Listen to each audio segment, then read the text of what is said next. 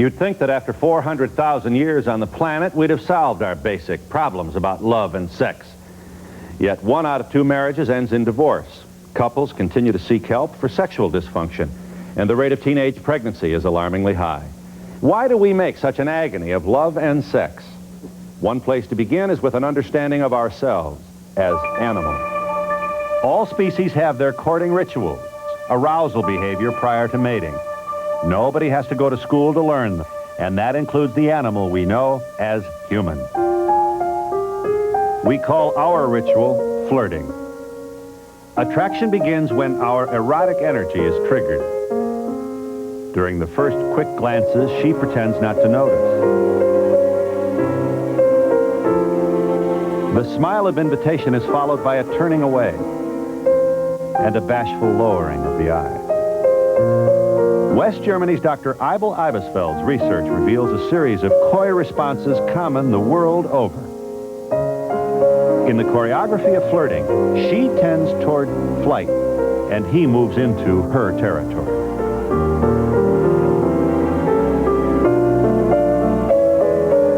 Men around the globe squint slightly, and then they nod their heads. There's a holding of the gaze a bit longer. All of this is part of the human species' prelude to mating.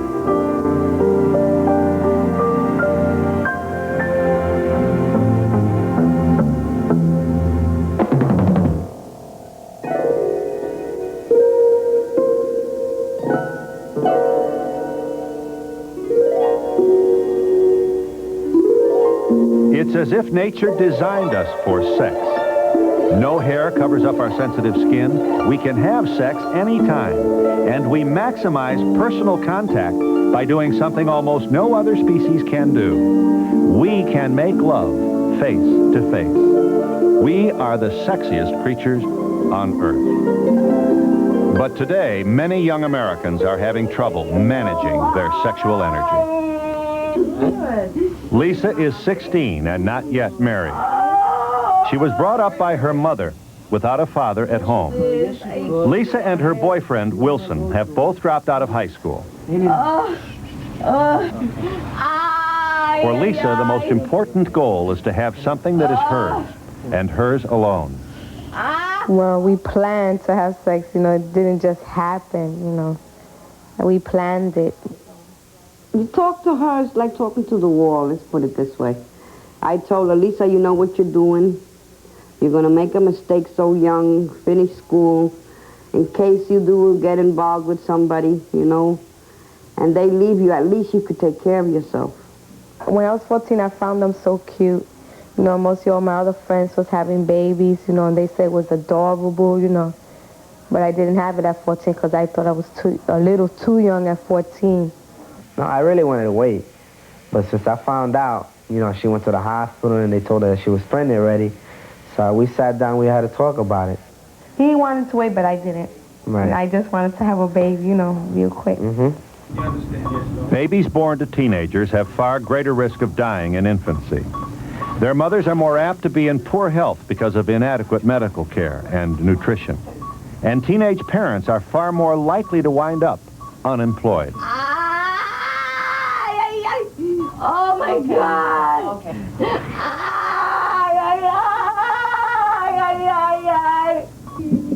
Every year, 1 million of our teenagers become pregnant.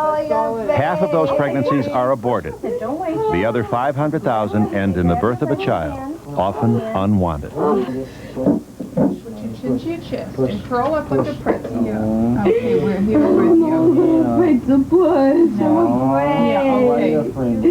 Come on, dude. Harder. Come on. Harder, you can do Good. More of that. More of that. More of that. Okay, put your hand out. Come on. Push. Come on, Lisa, you can do it. Come on. You don't want to come out. Why? Coming out as fast as everything. Push him out. Push him out. Push him out. Good. Hold it, hold it, hold it, hold it. Oh, beautiful. Good. Come on. Good. 1. Our children are having children in places where poverty, hopelessness, and alienation are ways of life. 7. Many young women are having babies to fill a personal void. Take a deep breath. They are managing their sexual energy by choosing to go to bed with young men who may or may not love them, so that they can have a child who will. Sweetie. One more time. Push again. Come on, mommy, please, you could do it. Push again. Push again. Very good. Good girl. Look at my baby. Mommy, look at how cute, Ma. What do you think, Wilson? You happy?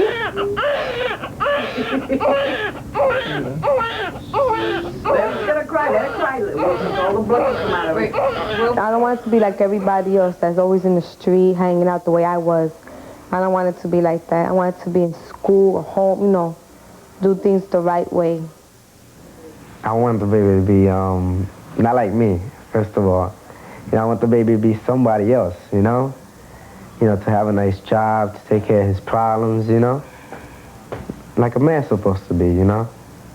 Lisa's child is a girl named Emily. The odds are that Lisa will raise Emily alone, on welfare. And what are the chances of her child learning how to love, how to manage sex? Children having children is a crisis of misdirected energy. Many young women in our society are using sexual intimacy to find higher fulfillment, to find love that every human animal needs. And they're looking for it in the love bond with their newborn child. Just the two of us. We can make it if we try. Just the two of us. It's something that was mine and nobody else could say is theirs. It's something that I could call my own, you know? Because I had it when it was born. I went with it with 9 months, so nobody else could say it's theirs. Just but me. Just the two of us. We can make it if we try. Just the two of us. You and I.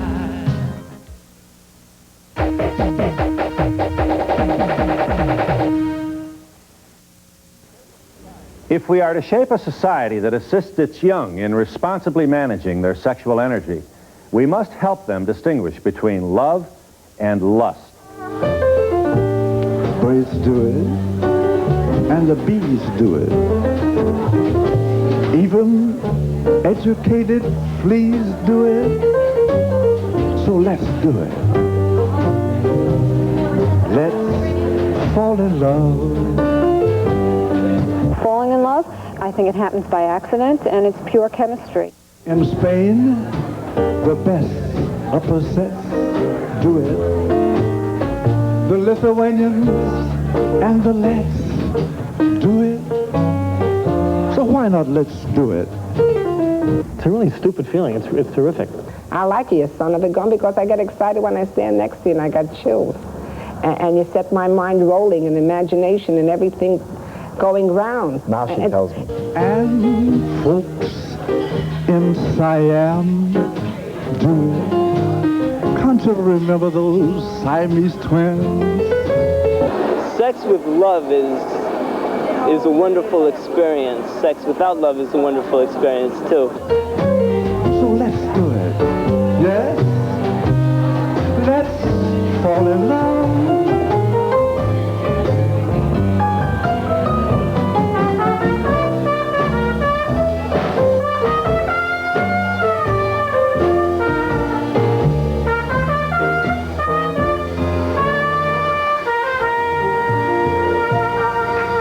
In fact, birds don't do it.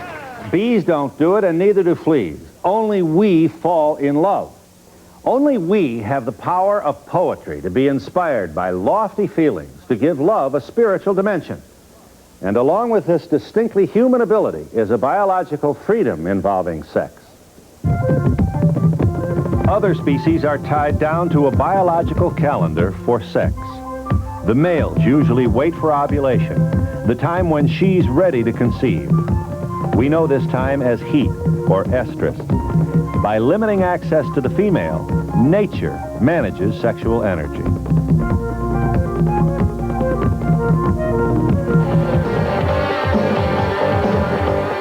But this female is special. Somewhere along the evolutionary way, she lost estrus. She can engage in sex for the majestic and some might say sacred purpose of making a baby, or just for the fun of it. And so can he. Because of her biology, we are the least sexually restricted creatures on Earth. But her sexuality is even more unique.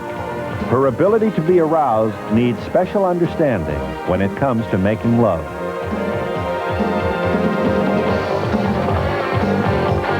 The male can usually climax sooner than she can, and so he often appears in a hurry, while she may well require longer foreplay. This difference between men and women can be the cause of sexual incompatibility. A sexual response graph illustrates that while he can reach orgasm more quickly, his biology must then recharge, while she, although her response is much slower, is able to climax again and again. Nevertheless, some women, far from enjoying multiple orgasms, experience no pleasure at all. I felt it was just a chore, something else that had to be done at the end of the day before I could get a good night's sleep. They're out for their own pleasure. They're very quick to have sex without any, foreplay or anything else, because that takes time, and that takes finding out what feels good and what doesn't. And they know what feels good is to be inside a woman, so that's their goal.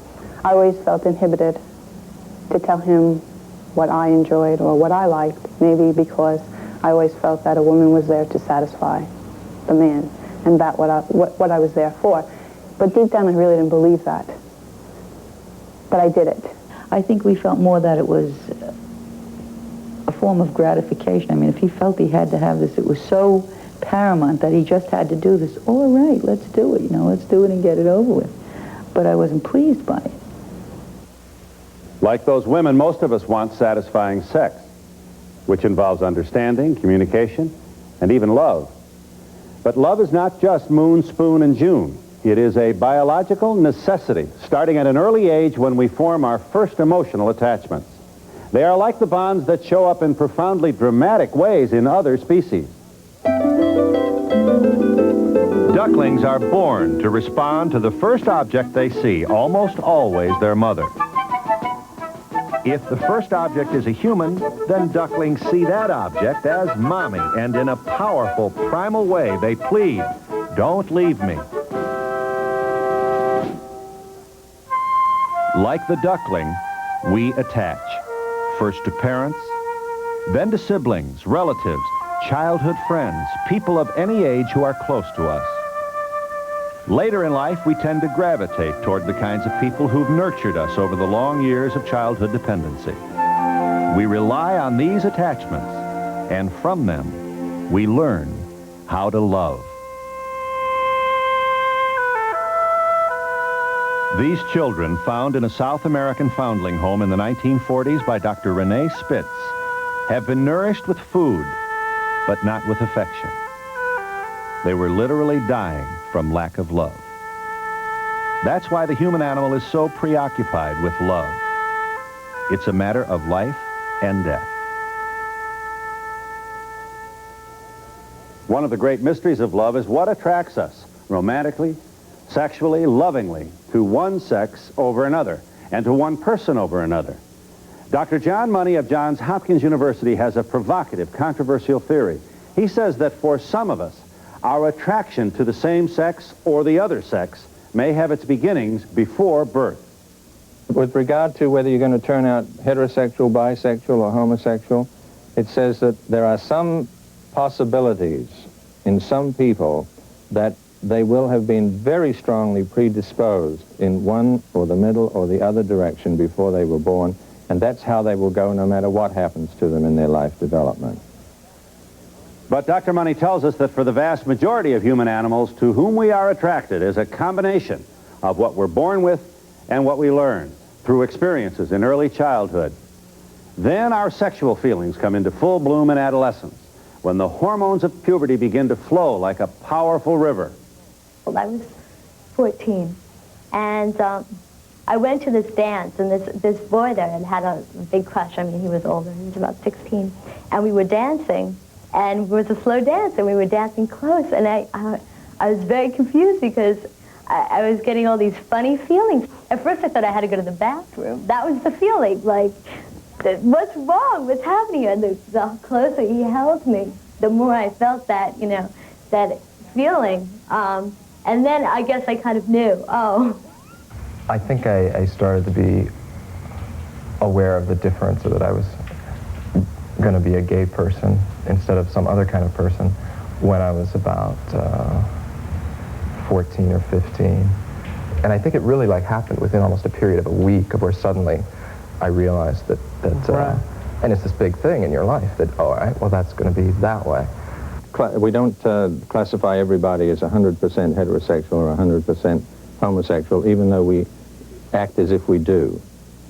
And what you will see sometimes is that a person who's, say, 60-40 might manage on the 40% to be heterosexual through teenage, and then by 30 says, I can't cope with this anymore. There's this other part of me nagging to come out. And when one is 14 or 15 years old and feeling the sort of onslaught of the sexual body erupting within, it's a very stunning thing. I mean, any kind of repression that is there, I'm not gay, I'm not attracted to this man, just forget about it. It's blown away because the attraction which one can't control. I mean, you really can't, you don't control it, you don't decide it, you don't make a decision necessarily, it's there. Not only who we love, but how we love is a product of both nature and nurture. And in childhood, an important part of the learning process is what Dr. Money calls sexual rehearsal play. It's done with your own age group, not with someone who's too old. It's got to be exactly the right age group in your own playmate group. And then you find that nature unfolds herself, I guess I can say it that way, and that is just like creeping before you can walk. You have to go through that stage if you're going to be able to develop normally for the rest of your childhood and then into adolescence and adulthood.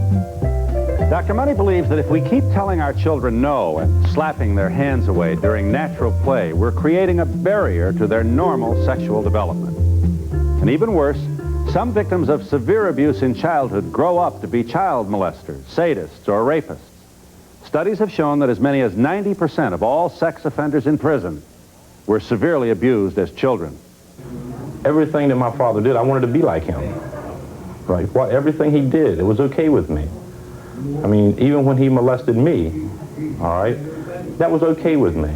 All right? This man is currently serving a life sentence in prison for rape. I was 16 years old. And the reasons may go back to his childhood. I knew that that was wrong. Deep in the primitive part of the human brain lies the arousal mechanism. It is the place of our sexual excitement. It is also the place of our anger and fear. All of these triggering buttons lie so close together that they can become confused. So that children who are violently abused, for example, and get involuntarily sexually aroused at the same time, may forever confuse sex with violence. I would always fantasize about a perfect relationship, about a woman loving me, sharing with me, me loving her and sharing with her, just a perfect relationship. But it was that way in my mind. But when it came to having sex, it was always in the form of rape.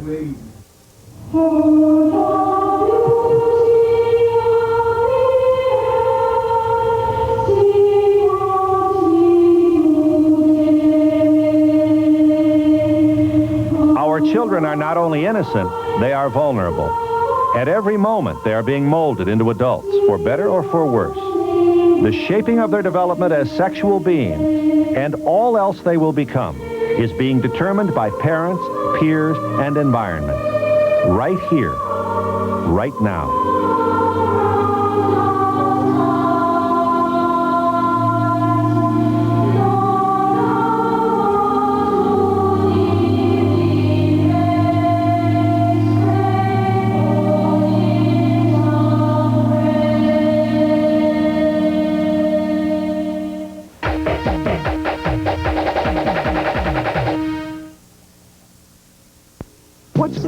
So that was strange to begin with.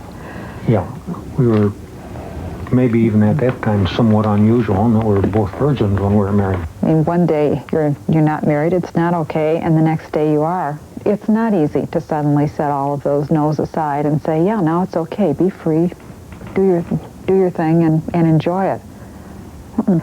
My expectation was that Merlin would somehow magically satisfy all my needs and be the person who would make me happy. In our culture, expectations of marriage are promoted by a society that tells us that love and sex with the same person for life is the ideal. And these expectations are reinforced and even taught by movies, books, commercials, and soap operas. Better for worse, for richer, for poorer, in sickness and in health. I just felt that I was going to be with somebody romantically for the rest of my life, that I'd never have to work at anything, that we would just always feel the same way. What do you want? You want the moon? Just say the word and I'll throw a lasso around it and pull it down. Hey, that's a pretty good idea. I'll give you the moon, all right? I'll take it. My expectations was a lot of lovemaking and glamorous.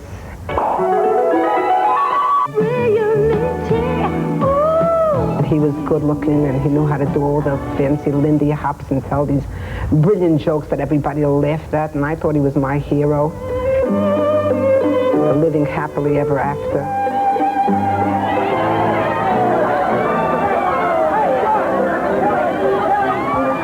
That's what we want when we get married. We marry the dream.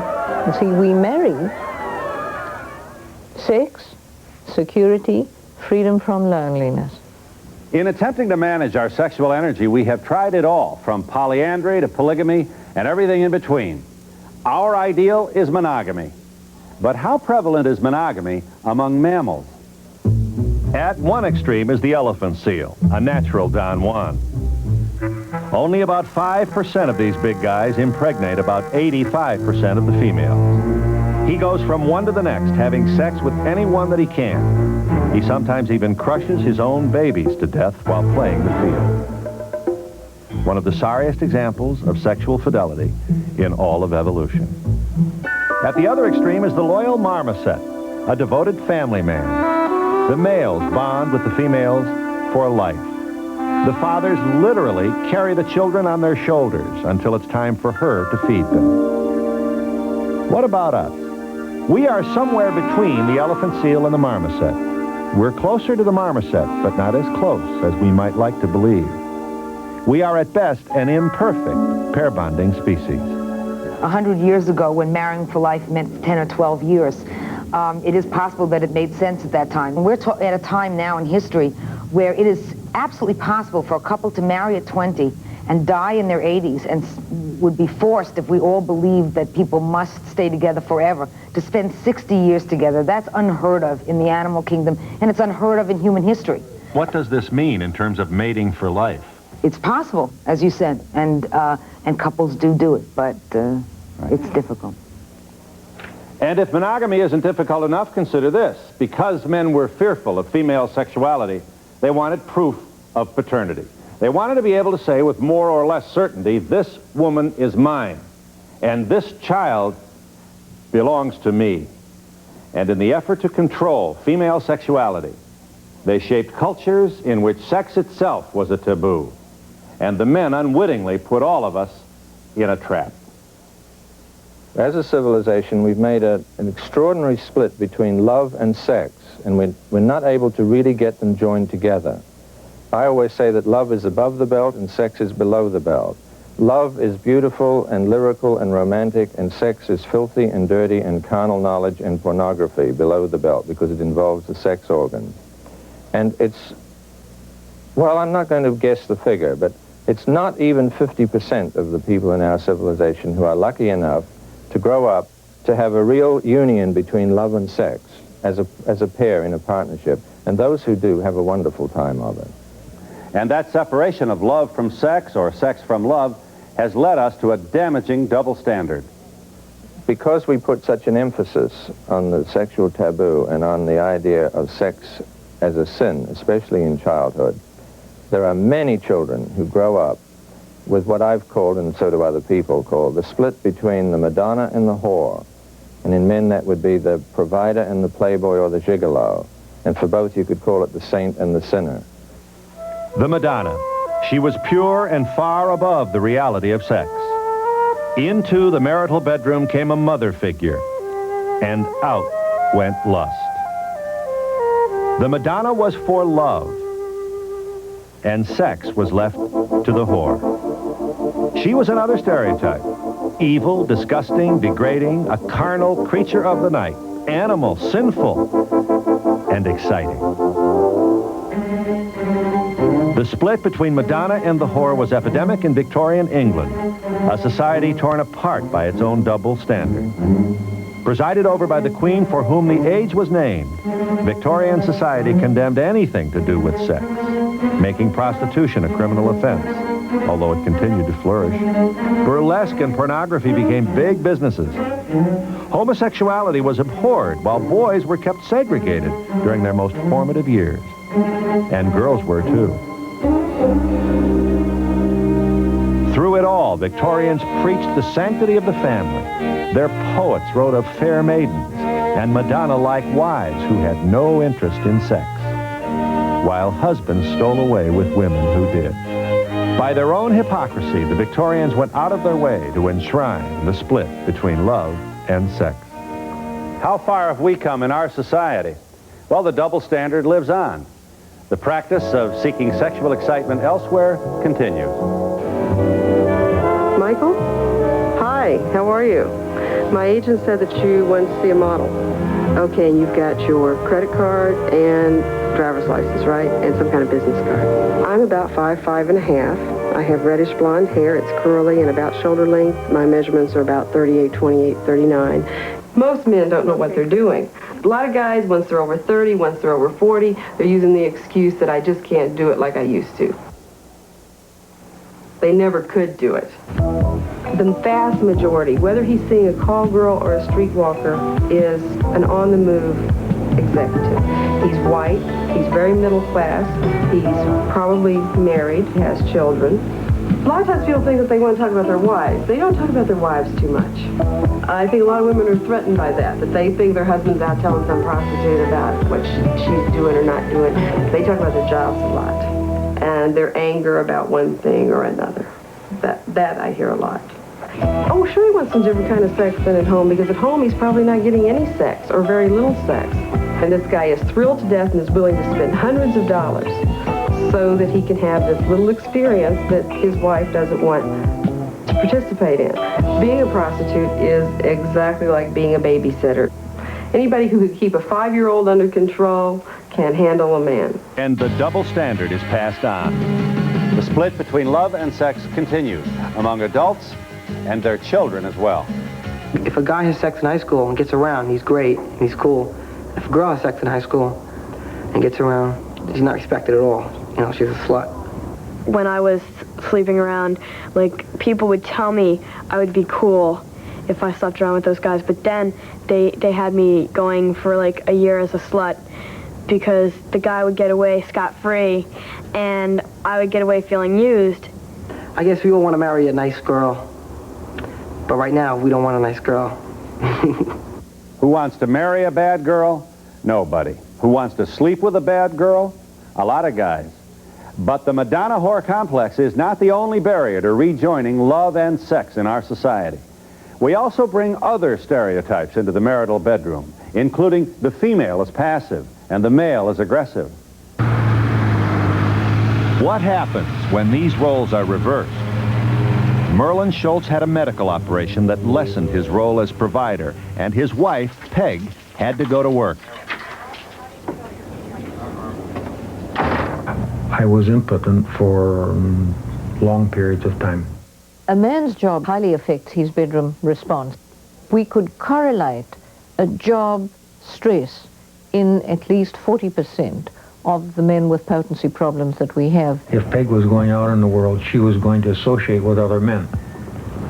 And that was one of the things that I had to get over. I was down far enough, I couldn't see why she'd even want to come home to a wreck. I was afraid of my inability to turn him on because I was feeling ugly and not very sexy and not very lovable. I didn't feel free enough to tell Peg that I was feeling uncomfortable with certain areas or at certain times, or that I was tired. Impotence is really the end result of a man's struggle with his sexual self-esteem. And that has a very important physical, anatomical reason. The penis is pendulous. It's visible. It's more complex than the female counterpart, which is the clitoris.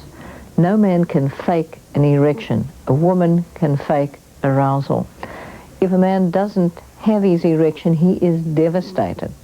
A lot of disappointments and a lot of nights when I'd cry in my pillow when I thought Merlin was asleep, when he wouldn't see the tears, and yet on the outside I would continue to say, everything's fine, it's really okay. Women are reluctant to ask men who are traditionally the initiators, how come we haven't had sex for 5 weeks? She may be relieved, she may be worried. We went to one doctor and asked for help, and he said, you've been married now for 25, 28 years, whatever it was at that time. You've had enough time for sex. You ought to be able to find something else you can do. He said, have you thought about bowling? Well, somehow bowling didn't quite fit as a substitute. Because of their commitment to each other, Peg and Merlin sought Dr. Renshaw's professional help, but not without trepidation. It takes a heck of a lot of courage. You feel very vulnerable, like a lobster without a shell. It's very risky. In fact, we made a pact with each other that we wouldn't even tell our kids. Thursday nights became our night to go there, and it was like we were running away someplace to a secret spot that nobody else knew about. I think one of the things that we've used, that we learned at the clinic, was the sexual responses through touch. Touch as an end in itself. A lot of our getting along is like dancing. When we're physically dancing, I like for Merlin to lead, and I'm more willing to follow. Once in a while she forgets. But... Well, yeah, sometimes I do.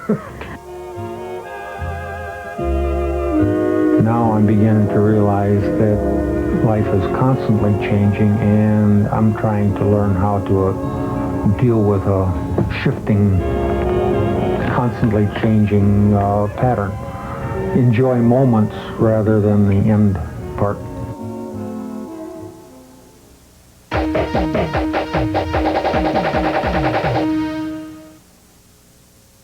Welcome to the auto show.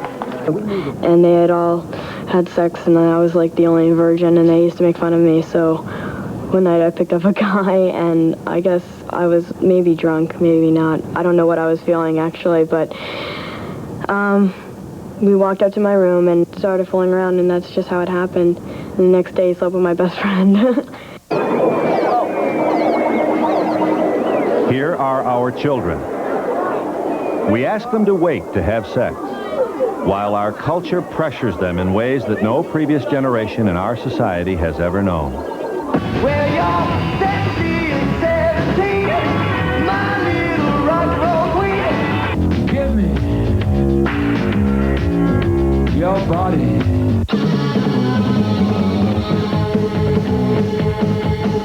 On the one hand, we want them to postpone sex. On the other, we're selling them sex every day in every way.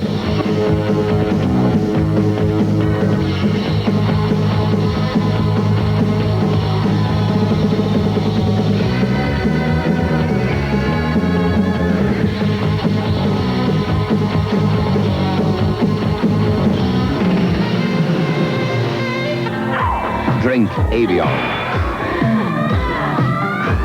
Helps. There's a lot of pressure on it to go out and have sex and have a lot of it and go around with different women and stuff like that. You know, they're not asking you, are you getting any? You know, what'd you do last night? But they're talking to you, and they're all talking, and you're like quiet, and you don't know what to say. You walk into a bathroom, everybody's talking about sex, and this girl is there, it's a virgin, and she turn around and tell her boyfriend yes that night because of it. Well, everybody else is, why should I? Not all our children are having sex, but the experts say that of American youngsters aged 15 to 17, a third of the girls and half of the boys have had sexual intercourse. But all teenagers are facing a new biological urgency. Puberty now begins up to 3 years earlier than it did at the time of the American Revolution. So their bodies are saying, go for it, and do it much sooner. As a matter of fact, the body starts saying do along about 12 or 13, 10, 11, 12, 13, depending on the individual. But, and this is true as much for the female as the male. If the body is saying yes when the culture is saying no, it sounds like we've placed our adolescence in a very difficult mind. Not necessarily. There are a lot of things we have to learn to control.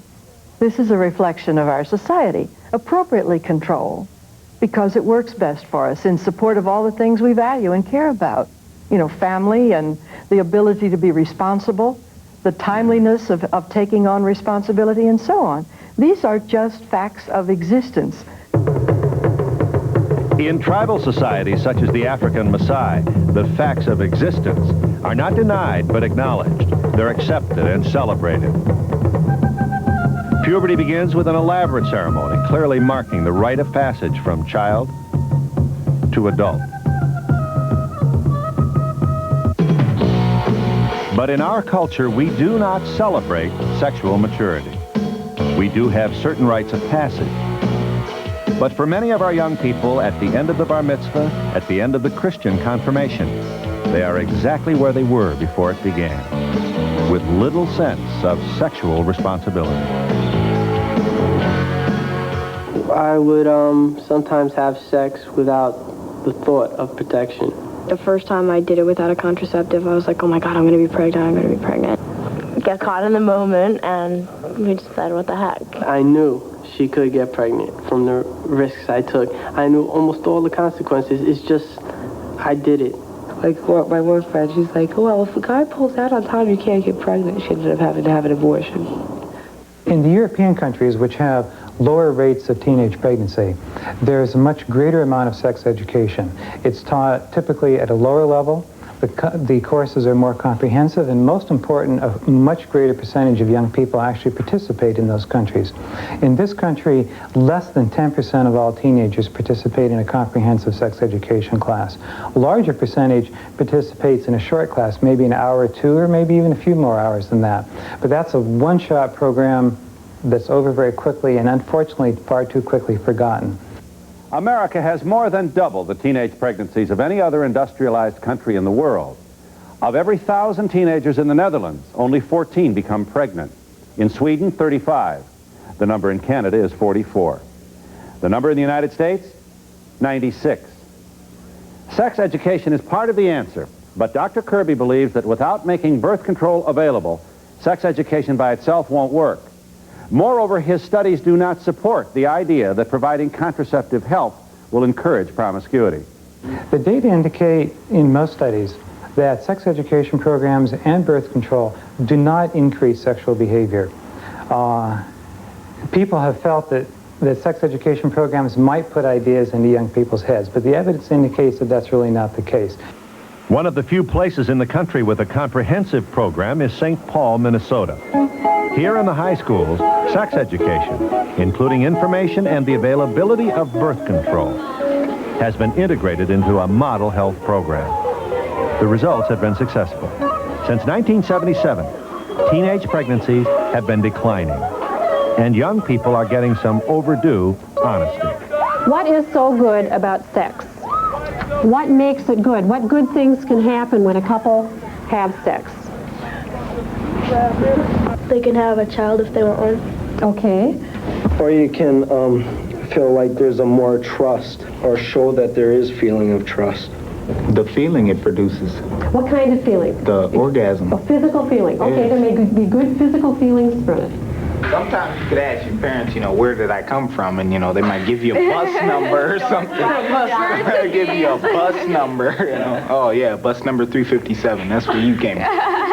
They're just embarrassed. Yeah. They'd rather have It's not like talking about a sport, you can go to your dad and say, yeah, I'm playing baseball now, You can't just go to your dad, yeah, I'm going out having sex now. You know what I'm saying? It's a dark area that it's just not open, not even on the streets. Not many people talk about it.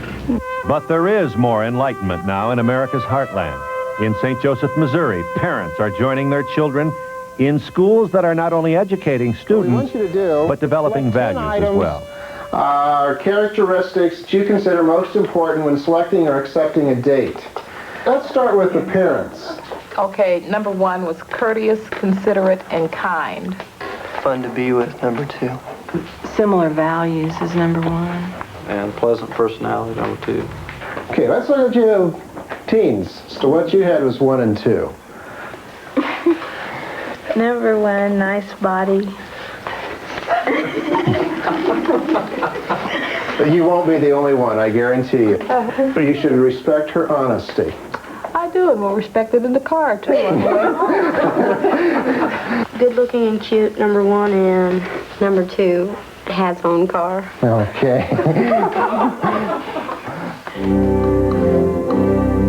In nearby Maryville, they too are combining information with values. In a culture where sex has been a dirty joke, the giggles are now less frequent, and the old darkness is lifting, especially where the light matters most, between parents and children.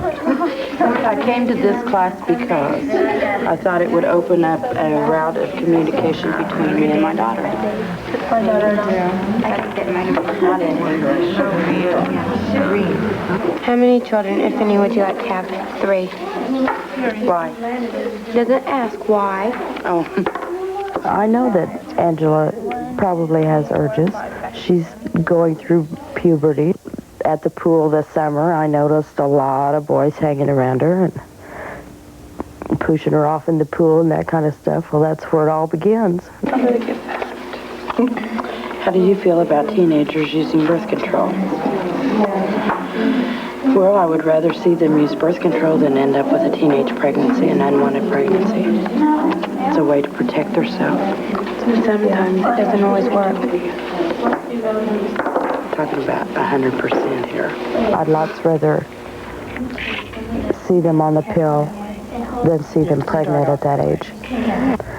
I know some people think that's not the thing to do. That's just giving them permission to go ahead and have sex, but I don't.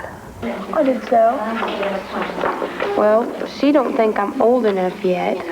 I don't think you're old enough yet. How do you feel about it? Do you think you're ready to go steady? No. Okay. Why not? Because I'm not ready to take the responsibilities of having a child of my own. What does it mean? Going steady doesn't necessarily mean... Well, if you're going steady, then more than likely you and your boyfriend are going to have sex sometime. Not really? Not really. Depending on the boy you go with. I don't want her to go out with the first boy she goes with, you know, and have sex and stuff like that. I want her to date, not get serious at first, but you can't tell your kids not to do that. If they fall in love with the first boy they go with, well, you just got to kind of stand in the shadows and hope. Lots of hope comes with young girls.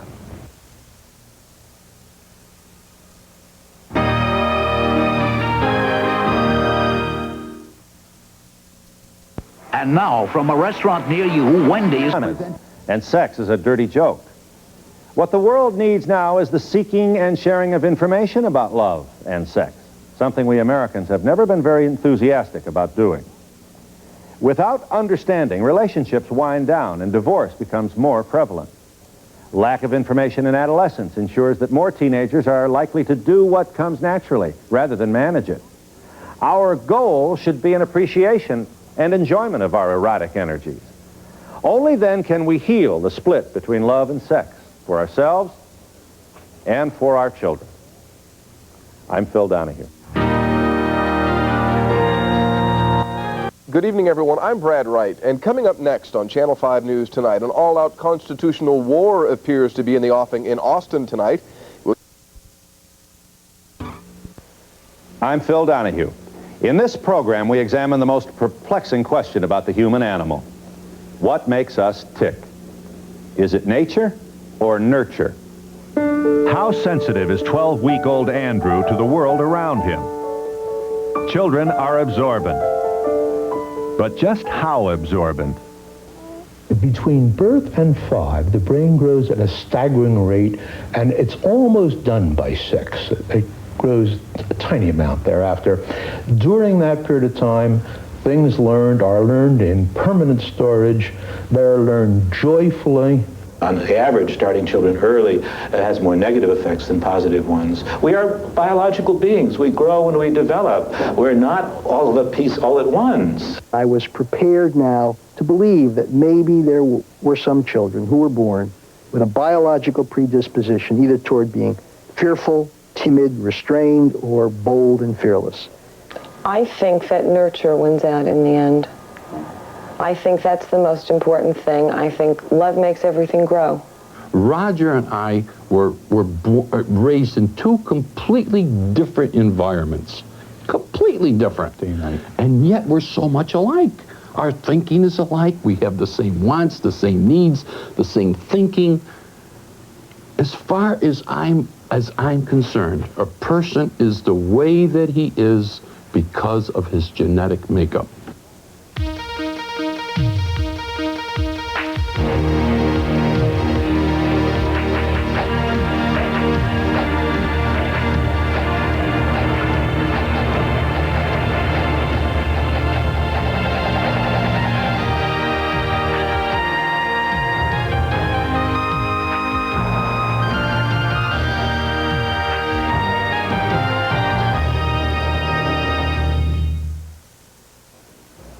One of the first behaviors that sets all mammals apart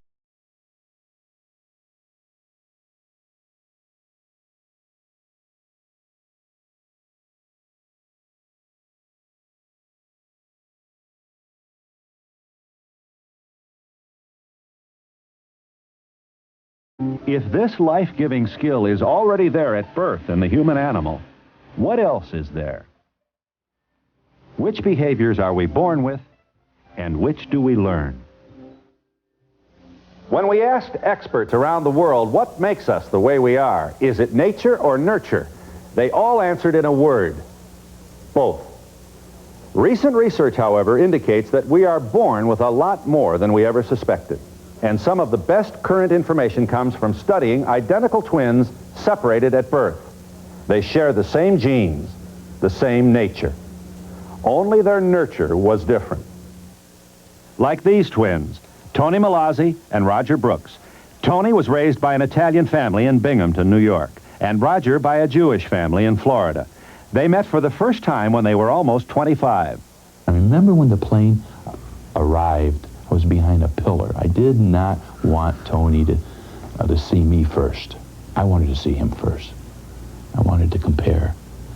And I recalled him coming off the airplane, and I looked and I just said, my God. It was just like looking at, I just stared. I said, I couldn't believe it. I said, that's me. That's me getting off that plane. But I discovered that night that we used the same toothpaste called Vademecum. Now, how many people use the same, identical twins, use the same toothpaste called Vademecum, and were separated for 25 years? It was the toothpaste. It was the aftershave lotion I discovered. We had the same shave lotion. We both smoked at that particular time. We had the same brand of cigarettes.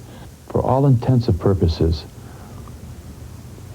everything about us is almost identical. As far as I'm concerned, a person is the way that he is because of his genetic makeup. Roger and Tony took part in a twin study underway for the last 8 years at the University of Minnesota. 68 sets of twins, separated at birth and reunited years later, were given every sort of physical exam. Identical twins gave identical results. Brain waves, the same. Pulse rates on the treadmill, the same. Chest x-rays, the same. Only the fingerprints are slightly different. You can't commit the perfect crime and blame it on your identical twin.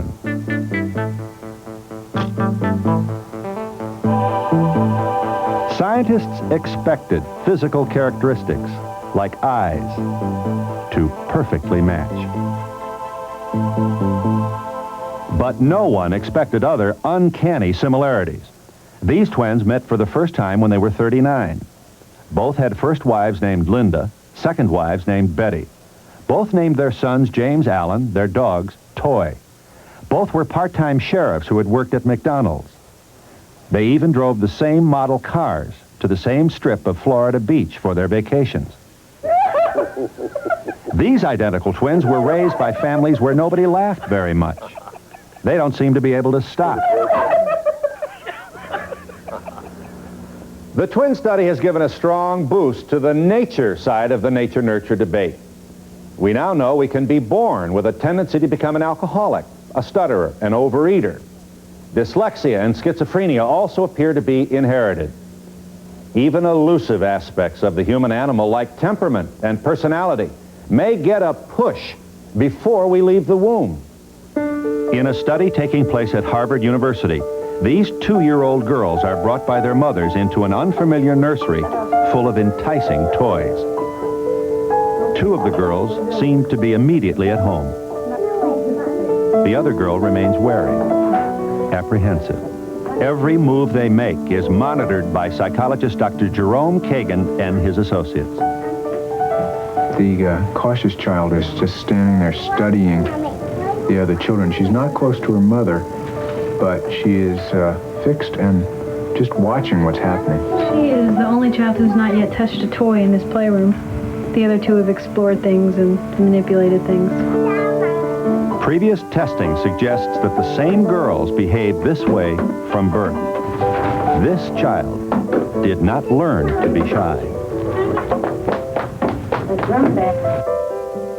Our general view is this, that a small proportion of children, we think maybe 10 to 15%, but no more, are born with a slight push from nature to be either very outgoing, the way that child with the drum is, or with a slight bias to be fearful, vigilant, apprehensive, cautious.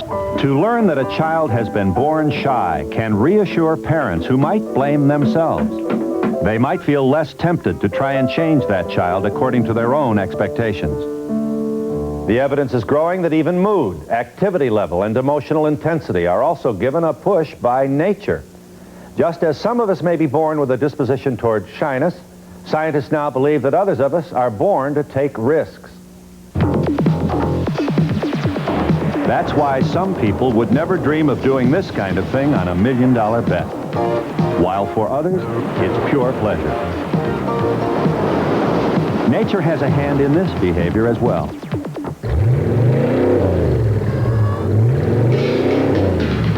Ollie Benham is a college student.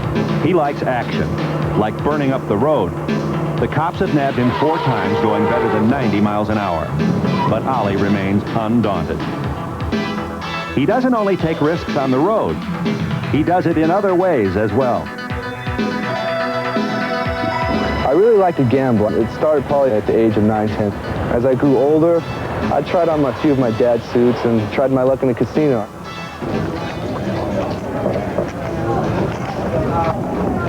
Come on, hands, let's go. When I gamble in the casino or something, I become totally involved in the games. It's almost me against the casino. All but 10.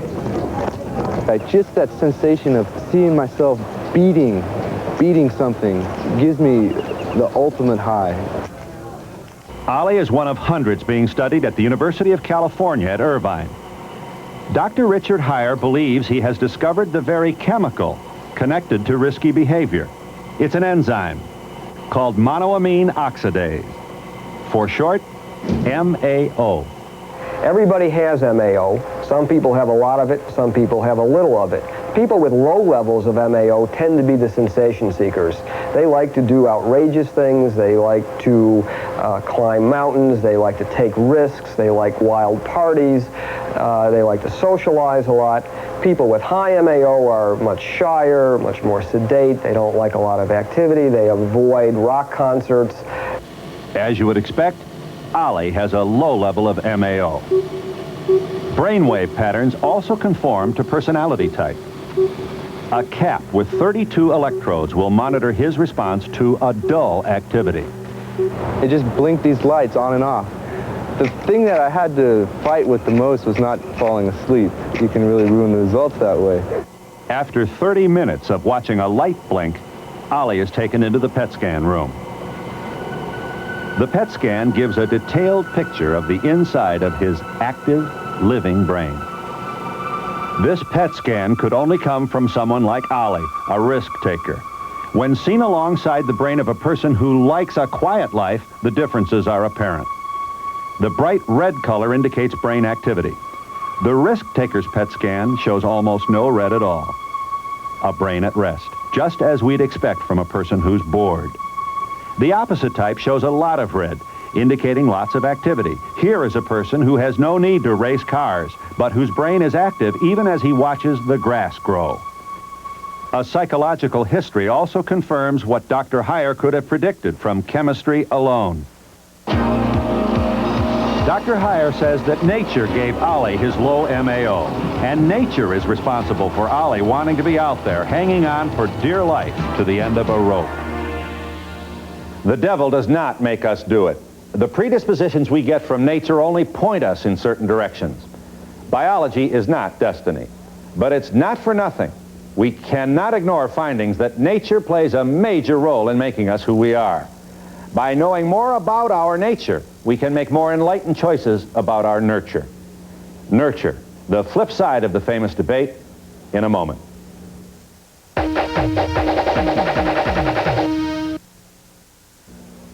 Nature or nurture? Human behavior is ultimately the result of how these two players work together. And the role of nurture is critical. For us, more than any other animal, what happens during those long years from infancy to adolescence determines who we become as adults. Here are some questions from a quiz about the kinds of relationships you form as an adult. Are you uncomfortable being close to other people? Is it difficult for you to trust them? Are you afraid to be intimate? If you've answered yes to these, you are what psychologists call avoidant. You never get too close to anyone in order to spare yourself the pain of rejection. Okay, next.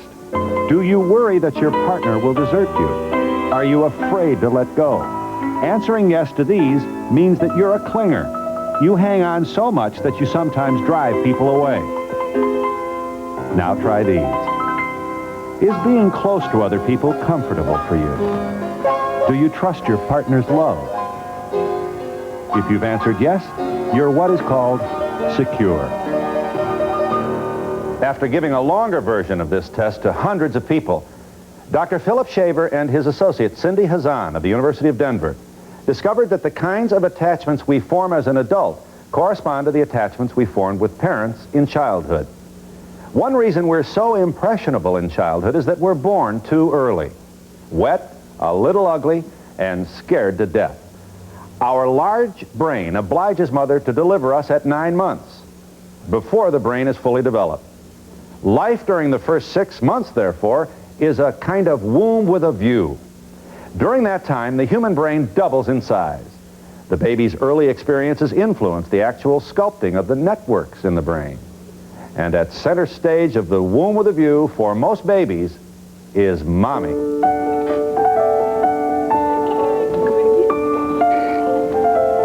What she's doing is she comes in really close. And so there's all this stimulation now coming from the outside. Now, in a way, that gets his attention. But at the same time, again, he has to be able to deal with that. So what he starts to do, he decreases the stimulation, he looks away, helps to get himself back under control, and then he can come back and now re-engage with the mother. If they do get out of sync, he knows that if he then smiles, that she'll come back. And what you're seeing is almost a perfect dance between them. After studying hundreds of infants interacting with their mothers at the University of Massachusetts, Dr. Edward Tronick is convinced that this dance between parent and child, this wordless dialogue, is at the root of our first attachment. It can be a bond of security and trust, or one of insecurity and doubt. And the procedure that we thought about was to ask the mothers to not respond to what the infants were doing. He looks at her, he smiles, big, full smile, realizes right there that she's not doing what he expects. So what he does now is something we saw him doing in the normal interaction. He looks away, he disengages. He's saying, something's wrong, I'm getting a little, this doesn't feel real good. And I'm gonna try again. And looking at my hands is a way, I'll calm down a little. It's kind of self-comforting. It comes back here, looks at her, but there's no smile.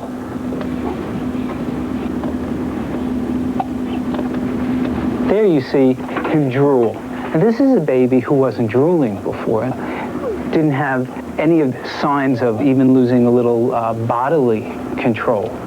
He starts tonguing, another sign of being upset, and now he's hiccuping. And his whole body, if you will, is getting, to some extent, unregulated.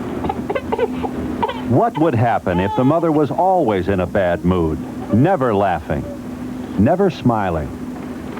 The infants of depressed mothers have been experiencing this kind of interaction on a regular basis and develop a pattern of being disengaged from their mothers.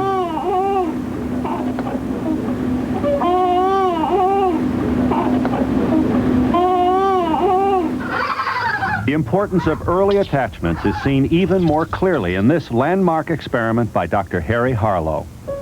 Rhesus monkeys were separated from their mothers for the first 8 months of life, and they were given a choice between 2 surrogate mothers, one of terry cloth and one of bare wire. Even when a milk bottle was attached to the wire, the monkeys preferred the warmth and softness of the terry cloth mother.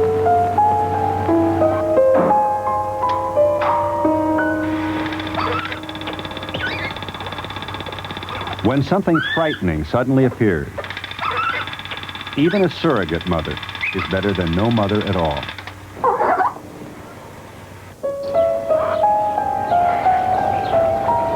In the presence of normal monkeys, the one who has known only its terry cloth mother is in deadly fear of these strange creatures.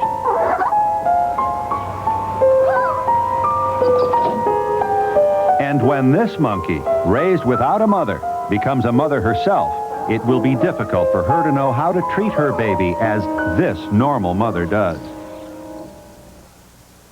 Is there any hope for a child, or a rhesus monkey for that matter, deprived of love in infancy? The mistakes of the past can never be fully erased, but their effects can be altered. The good news is that it's almost never too late for help. Our experience with Dr. Harlow's monkeys offers hope.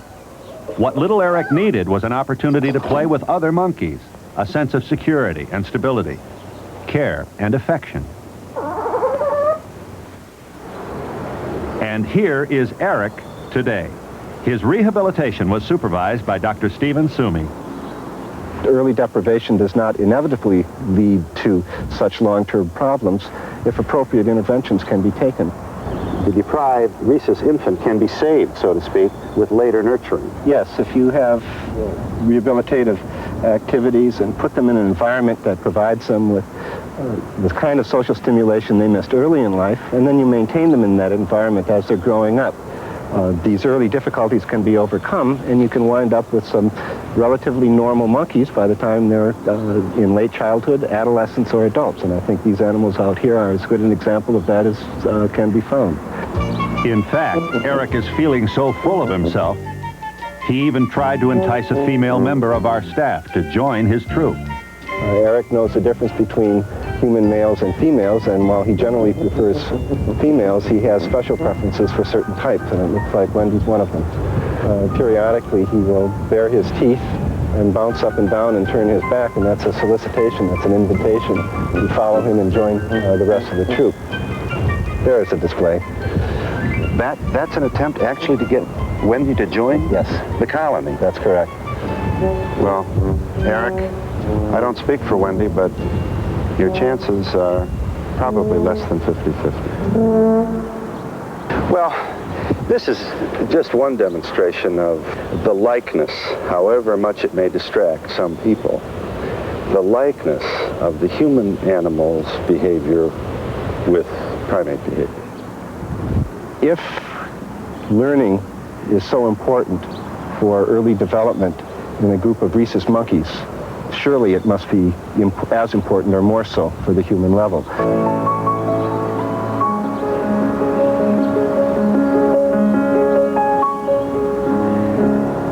Whether it's a rhesus monkey or a human baby, to be touched is to live. To be spoken to is to speak. To be loved is to love.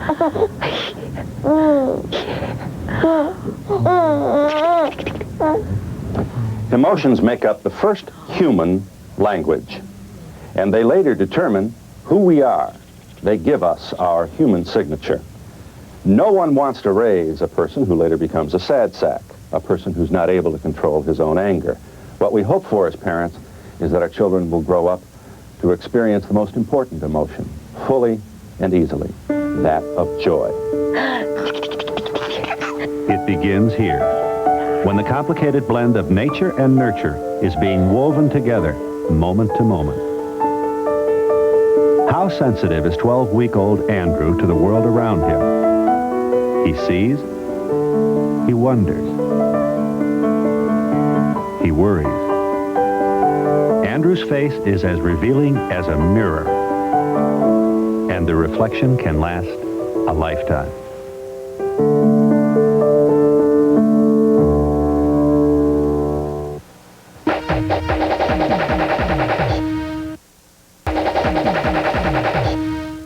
We are the most educable creatures on this earth. We can learn anything. We can assemble all our energies for any purpose whatsoever.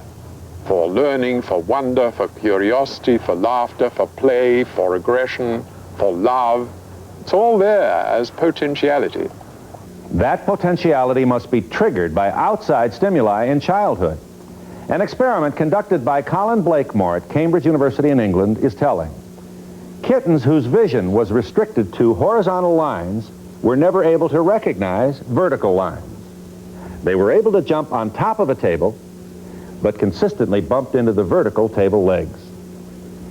In the same way, the human infant is biologically programmed for language, but unless it hears the spoken word, the baby will never speak.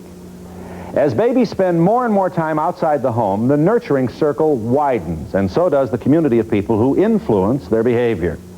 What we don't see and don't hear, we don't know. How much stimuli is necessary, and how much is too much? Just how much teaching is good for a child, and at what age? Will super nurture turn out super babies? This place is trying to answer that very question. It may look like a millionaire's estate, which in fact it used to be. Now it's dedicated to turning out better babies. In fact, it's called the Better Baby Institute. It's the brainchild of a man named Glenn Doman. The brain is so constructed that between birth and 5, you learn without the slightest effort. And during that period of time, we're really wasting children's times. The clearest example, I think, Phil, is this. For a grown-up, there is no more difficult act than learning a foreign tongue. But to every kid born in Philadelphia tonight, English is a foreign language, and to every kid born in Paris, French is a foreign language. A miracle happens. By 6, they've learned their language. They've never laid eyes on a teacher. We wouldn't live long enough to teach a kid a language. Children are linguistic geniuses. Now, I assume you believe that if that's true, if language is learned in this time, what else is learned? And what stimulation should be provided for the learner? Virtually everything is learned. And not only learned, but remembered. And without the slightest effort. Is the brain more absorbent in your view? There isn't any question about that. Learning is a survival skill, and all children understand that. Kids would rather learn than eat, they'd rather learn than play, they'd rather learn than do anything else in the world. So if we use the slate metaphor, the writing is more profound in the first 5 years. Is that so? More easily written upon, more profoundly, and makes a more lasting impression. All superior people have in common a high degree of early stimulation. It is when the brain is forming. Between birth and 5, the brain grows at a staggering rate, and it's almost done by 6. It grows a tiny amount thereafter. During that period of time, things learned are learned in permanent storage. They're learned joyfully. In the end, I guess the real question is, what are the kids like? Your institute's name conveys a certain superiority. Better baby? Am I to be comfortable on my street with a neighbor who claims to have a better baby? If you're worried, if little kids being good bother you, I'd worry about you. Oh, I would worry about you. I worry about anybody who's threatened by by a bright little kid. Are you saying that if we stimulate a child enough, give him enough, lavish the child, an infant, from birth to 5, with the right stimulation and the right care and concern, we can create a Da Vinci? Oh, more than that. You're not saying that. Yes, I'm saying that.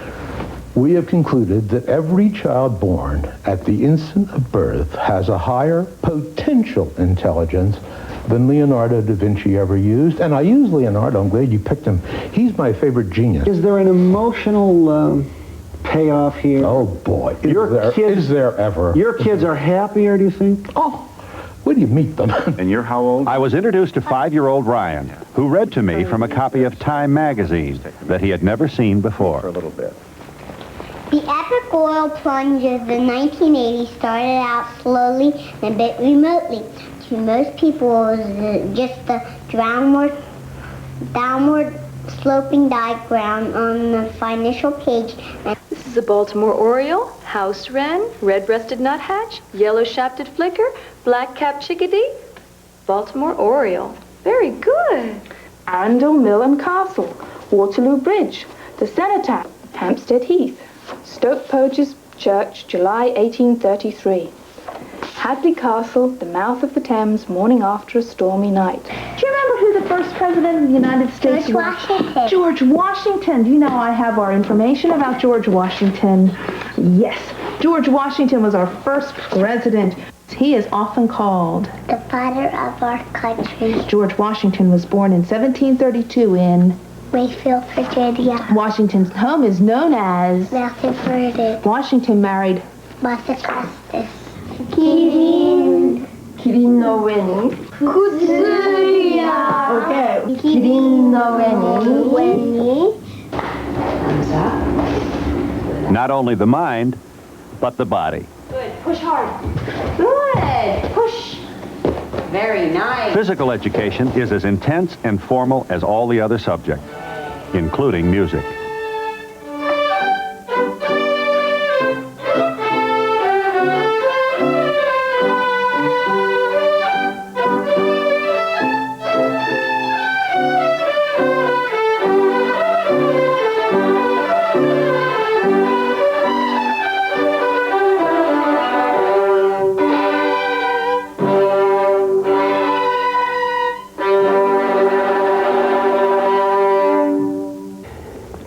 What about precociousness in children? Does it bother you that you may be creating children whose main mission in life is to please adults, to please other people, and that a failure to allow a child the joy of Bugs Bunny? Oh, no, wait a minute. That's assuming that our kids aren't having any fun.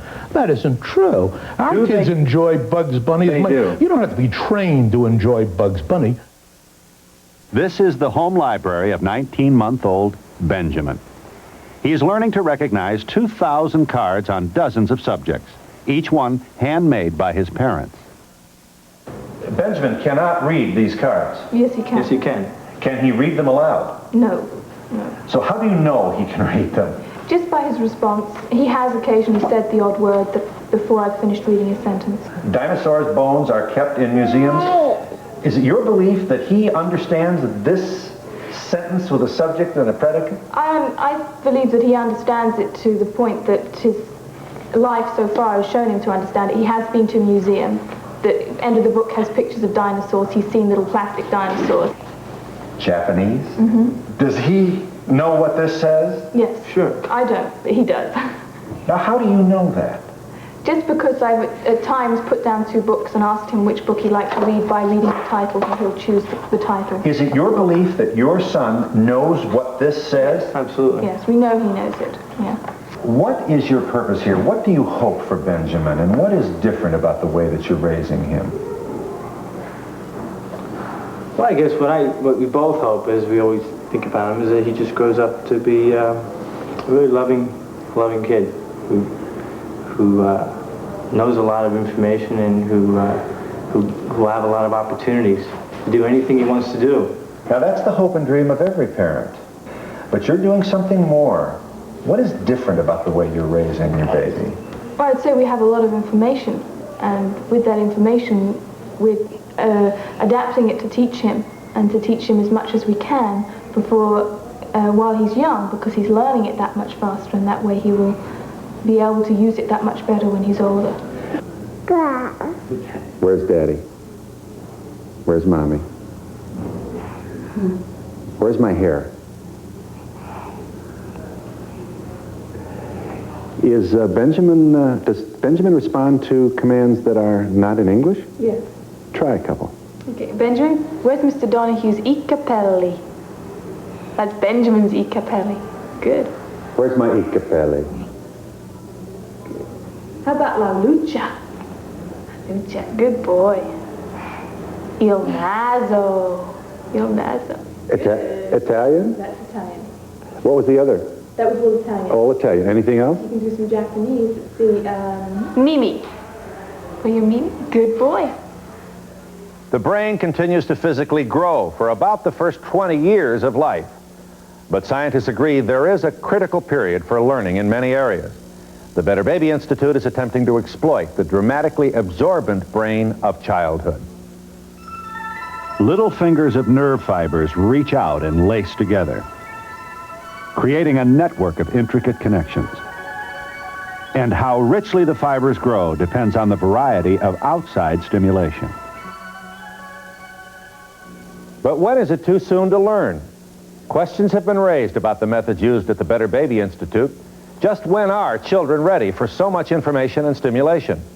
Psychologist Dr. David Elkind is a strong critic who says there's a right and a wrong time for learning almost everything. Early childhood is not the time for formal instruction, and there is simply no evidence that formal instruction in these early years has any lasting benefit for children. They have to learn about shapes and forms and colors and birds and plants and dropping and holding and squeezing and smelling and touching and tasting. All of that is not inborn. That all has to be acquired, and it's laborious and time-consuming and effortful. So little kids and infants are not just sitting twiddling their thumbs. They're learning all the time, but they're learning in a different way than older children and adults, and they're learning different things because they have to learn about the world before they can symbolize it and represent it. Early childhood is a time when kids really need to get a good sense of themselves. Parents just accepting them for who and what they are and saying, look, I'm a good, decent person. I'm an okay person. We are biological beings. We grow and we develop. We're not all of a piece all at once. And some things take time. It would be nice to believe that we were all born Leonardo da Vinci's. Unfortunately, the laws of genetics and the history of biology simply goes against it. All we have to do is look around. Some people are tall and some people are thin. Some people are short and some people are fat. Some people have one color, some people have another. Genetics plays a big role. It's certainly not an entire role, but certainly genetics plays a role in our intelligence as well. And all the evidence that we have suggests that some 60% of our intelligence is probably genetically determined. Dr. Elkind disagrees with Glenn Doman on just about every aspect of education except one. They agree that school classes should be as small as possible. Dr. Elkind believes that the maximum number should be 18. New York City recently reduced the size of its kindergarten classes, but most teachers would like to see them even smaller.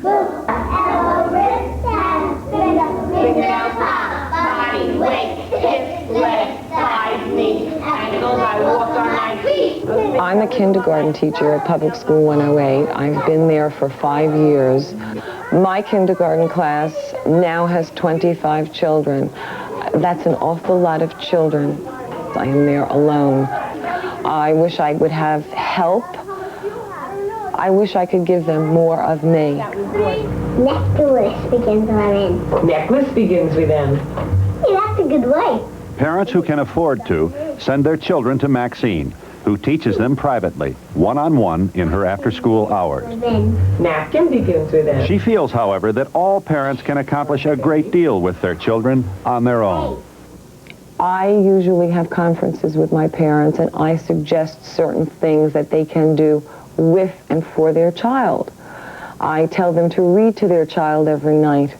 I tell them to take their children to a museum, to the supermarket, talk to them, be with them, spend the time with them. It's not so much quantity, it's quality time. I think that's the most important thing.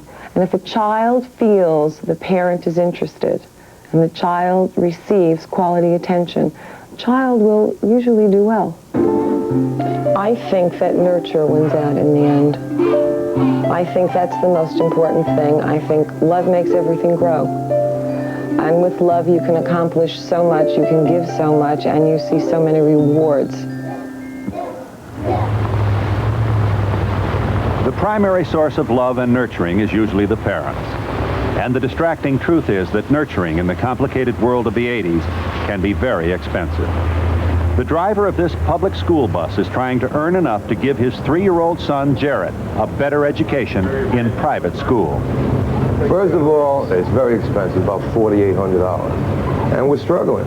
We also would like to buy a house. Who knows when?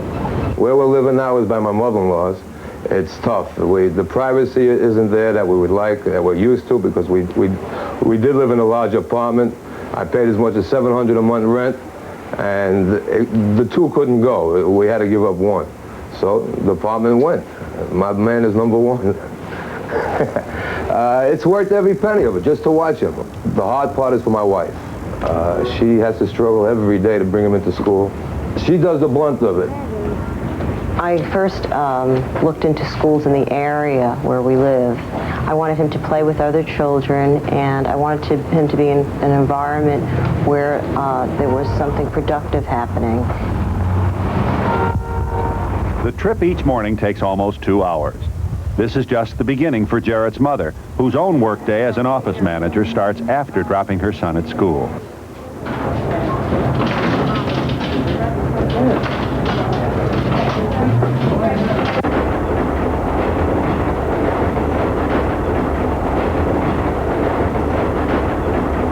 With limited time to spend with her child, she tries to make each minute count. She turns a subway ride into quality time. At pre-kindergarten, Jarrett is taking his first steps into the world. School will now become his primary source of learning. But at the age of 3, Jarrett is ready. Or almost ready. Everybody loves them, and we have to give them this shot, especially in today's age, day and age. Everything is space and mathematics and book learning, college. He needs the shot, and he'll get it.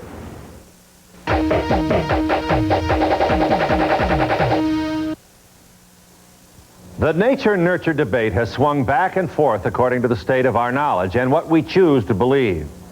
Now we know more about our nature than some of us ever wanted to. But it is knowledge about nature that allows us to change it. Scientists are discovering the secrets of the building blocks of human life: genes, chromosomes, DNA. And with that knowledge, for the first time in history, we can help parents with genetic defects determine if those genes will be passed to the child. 1 out of every 20 children born in this country has a birth defect. The life of a child born with beta thalassemia, a severe inherited disease, will be painful and short. A family with a history of this disease is faced with difficult decisions. My parents found out that I was carrying the gene for thalassemia. The one thought that always remained with me was that I was never to marry an Italian or fall in love with an Italian, because this trait was primarily in the Italian origins. But then in 1970 I met an Italian, and we were courting, dating, and just to get my parents off my back, I encouraged him to have a blood test. So I went to the local hospital and talked to the hematologist, and he said, "You also are a carrier of thalassemia. You shouldn't marry this woman."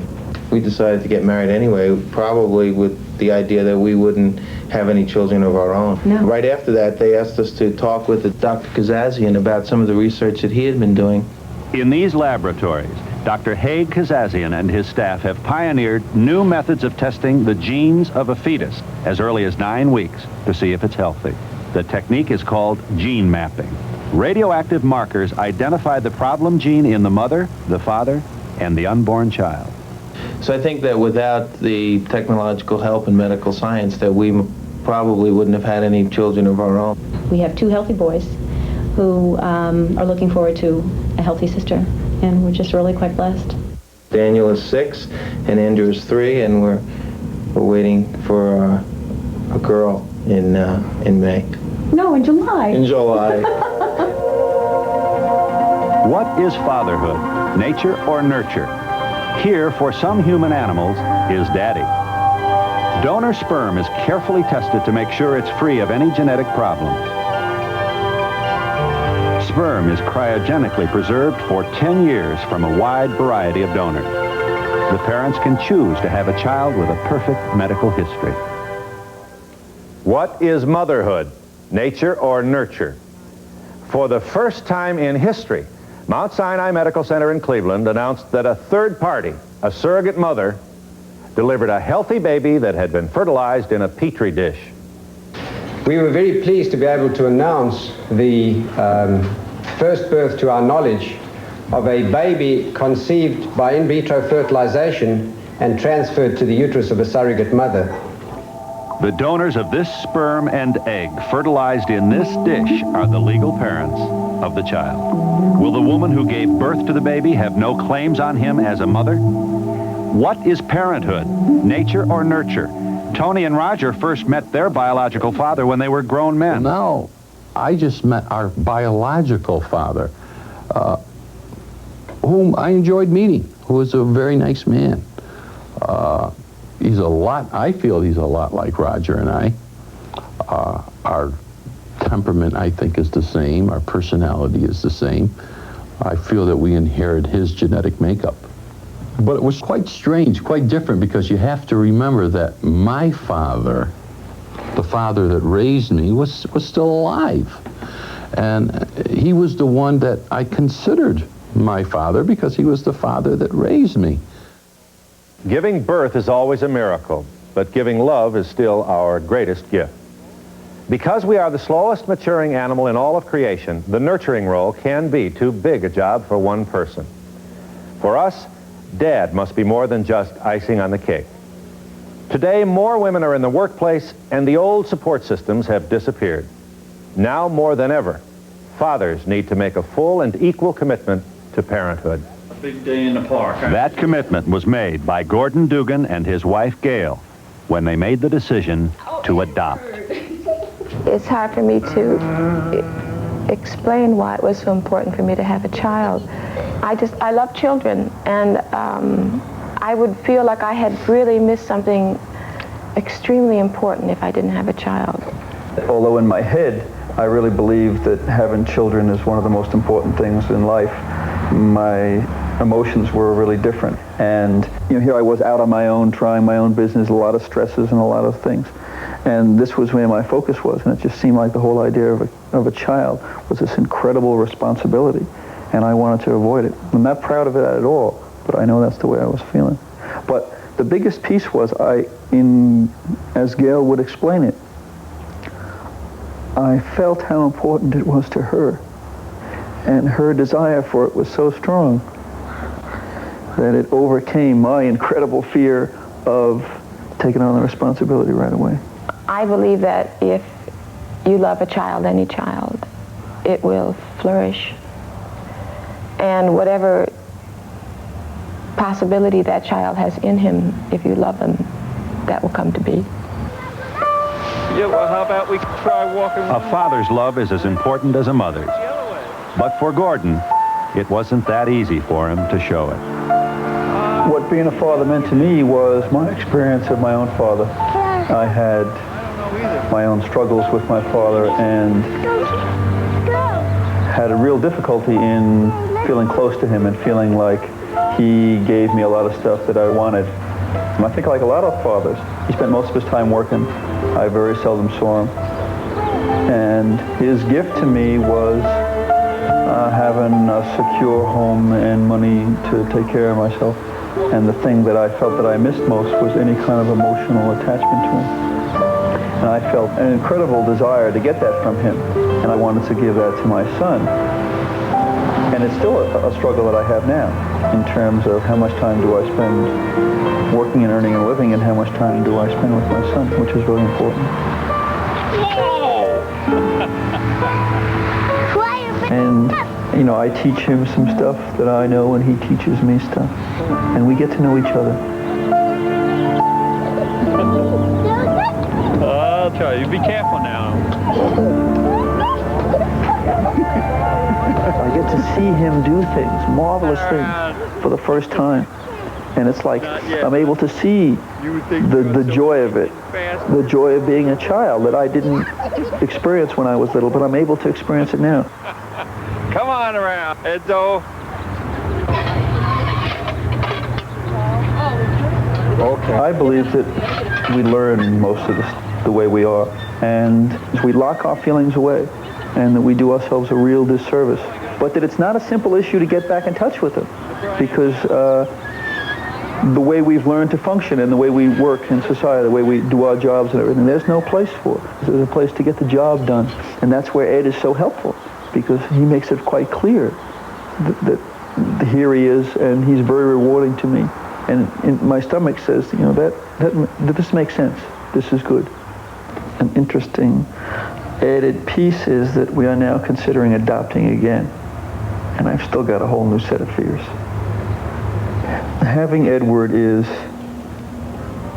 the most important thing that's happened in my life. He crawled into my heart, you know, and that's what he did. He crawled in there, and he's in. Right, Ed?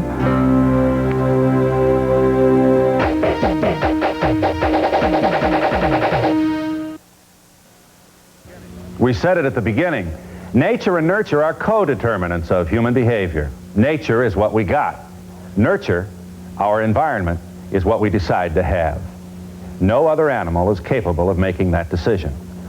Our one-of-a-kind brain frees us to shape our own culture, which more than any other variable can determine how we live and how we die. What kind of nurture or environment is best for us? Who shall decide? And what shall be the criteria are the most important questions on the human agenda. They can, in the nuclear age and at the brink of the 21st century, determine how well our children survive, and whether, as a species, we will survive at all. I'm Phil Donahue. Later. Good evening, everyone. I'm Alice Carone. Coming next on Channel 5 News Tonight, we'll tell you why lawmakers are expecting an action-packed installment of the special legislative session tomorrow. Tonight, the first group of 200 prisoners is being released early in Dallas. We'll explain why. Plus, we'll take you diving for buried treasure. Please stay tuned. Channel 5 News Tonight is next.